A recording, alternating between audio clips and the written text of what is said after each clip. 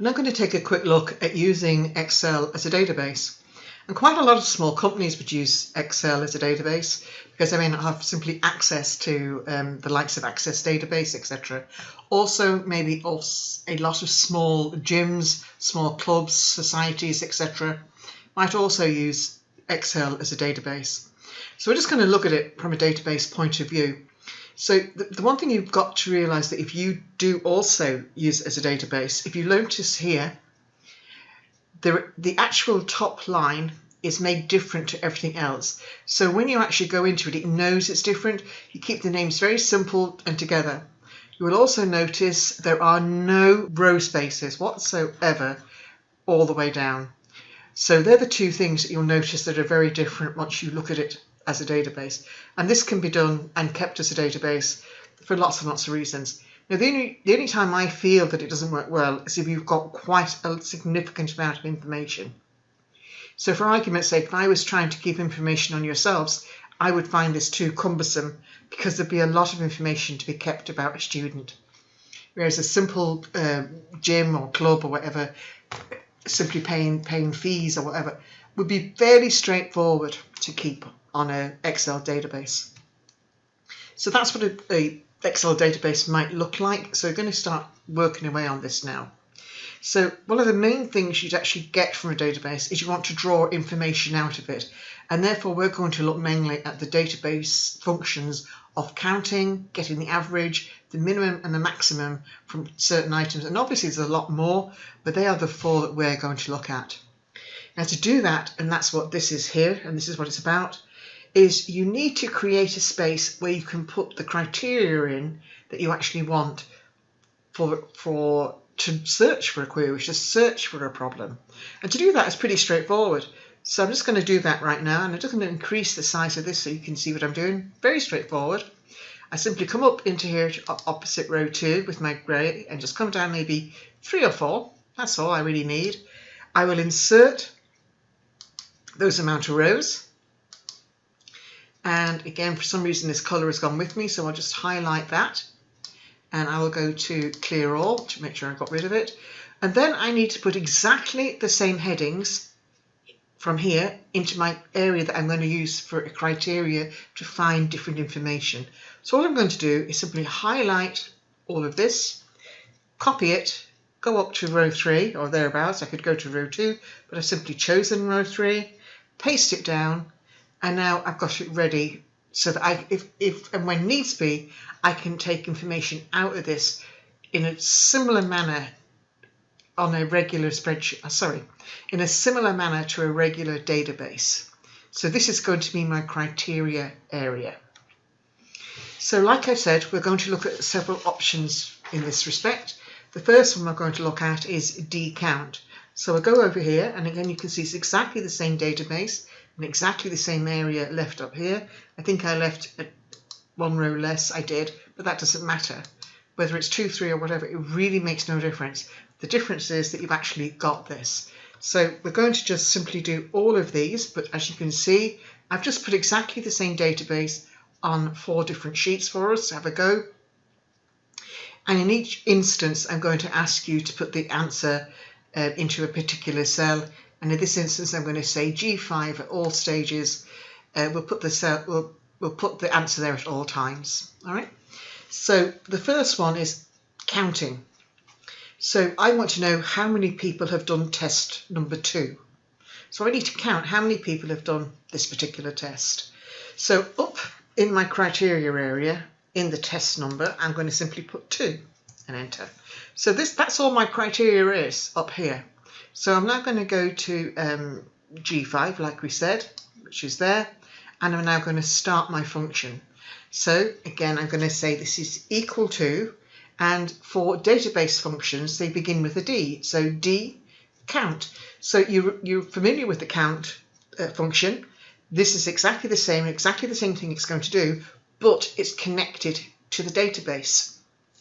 And opening up that area there, like so.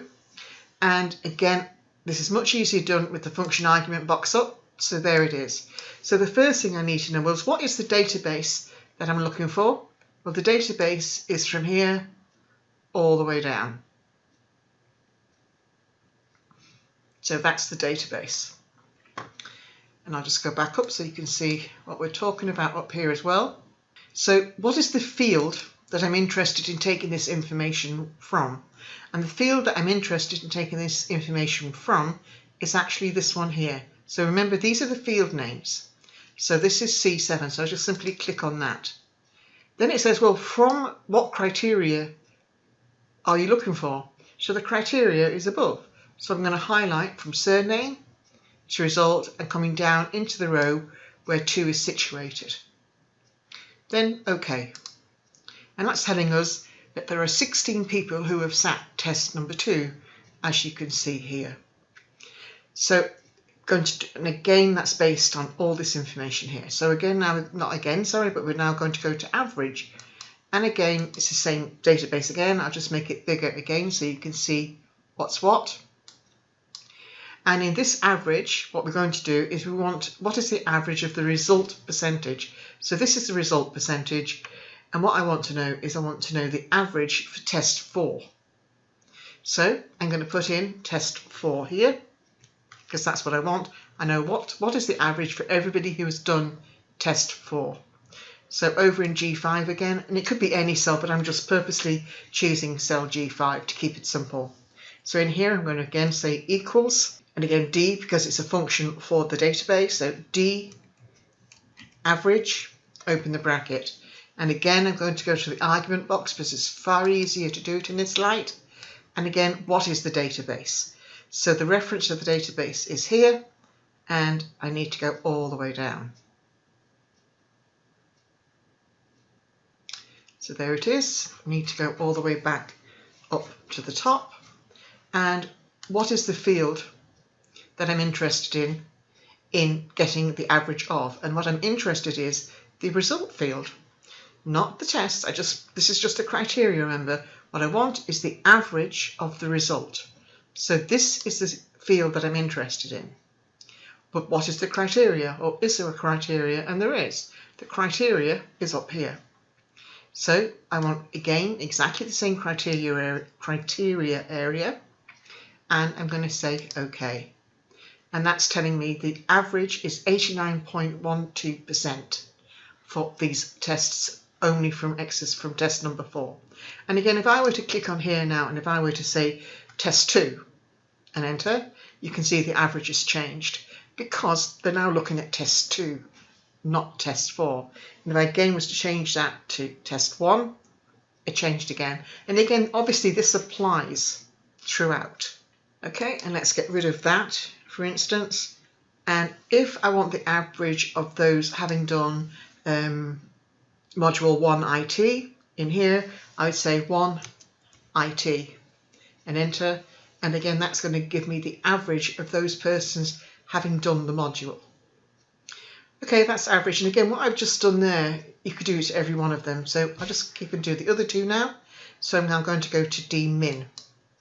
And again, I'll just bring that up so you can see it a little bit easier. Okay, so what we're going to do here is the minimum, and we want the minimum result of the percentage of test numbers less than 4. So in other words, any test whatsoever that is not 4, we want to have a look at.